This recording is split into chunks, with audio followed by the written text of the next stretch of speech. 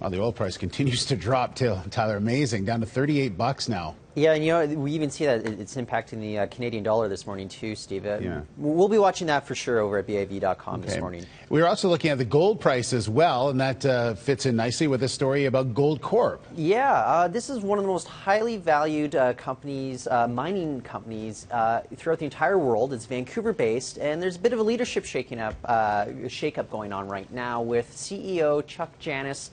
He just announced that he'll be retiring this coming spring.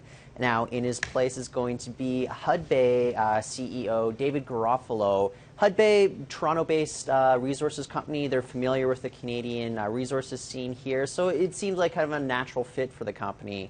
So it's interesting. I mean, Chuck Janus, he's one of the most well-known CEOs here in Vancouver. He's been honored with a number of awards for BIV itself as well.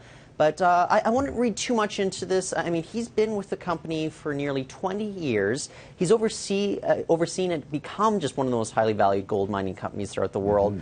Because there might be some questions about just kind of the performance of the company right now amid this slumping commodities cycle that we're in. A lot of mining companies are dealing with this. This isn't the first time that Goldcorp has been within this sort of slumping cycle, so I wouldn't read too much into it right now. It's definitely something to keep our eyes on, but it's interesting to see that they already have a succession plan in place. It's not like he's leaving abruptly at all. He'll be waving goodbye this coming spring after their next AGM coming up. All right, and we also have some news about Keurig coffee makers. I know a lot of people probably have those in their house this morning. Oh, yeah, and you know what? Maybe some changes ahead for them. They just agreed to be bought out by JAB Holding for $13.9 billion US. Wow. Now, yeah, that's a lot of coffee pods. Yeah, and here's the thing, this is actually a good thing for shareholders right now because Keurig, I mean, they used to dominate this entire market, but it hasn't been the case for this past year. We've actually seen their stock prices, the value of them, it's gone cut in half just over the past year amid, slumping sales for their K-Pods.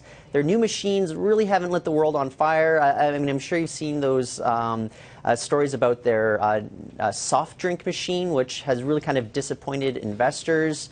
So at this point, they're going to take Keurig off the publicly traded markets. It's going to be 100% privately run, privately owned. So this will pay a lot of dividends to shareholders who have been, maybe chewing on their nails a little bit, watching their stock prices go down over this past year. Well, they're dealing with a lot of companies where they create a technology, a product, and it goes really well, and then people knock it off and come up with better ways to do it and things like that, and that's what they're facing, right? Exactly. Because they had like this patent on their technology. Once that patent went up, all these third parties were able to come in, do a lot of the same business. And it's been tough because, we've been talking about the Canadian dollar just now this morning. The U.S. dollar is on its way up as well, and that's made international sales tougher for Keurig. So there's a lot of factors going into this. But, like you said, Steve, competition is a big one here when we see all these other parties getting in on the game. I even want to mention that there's a couple Vancouver companies that are developing their own pods that are supposed to be biodegradable as well. So it's even a bit of a local story to a certain degree. All right, Tyler, thank you very much. Tyler Orton from Business in Vancouver. Thank you.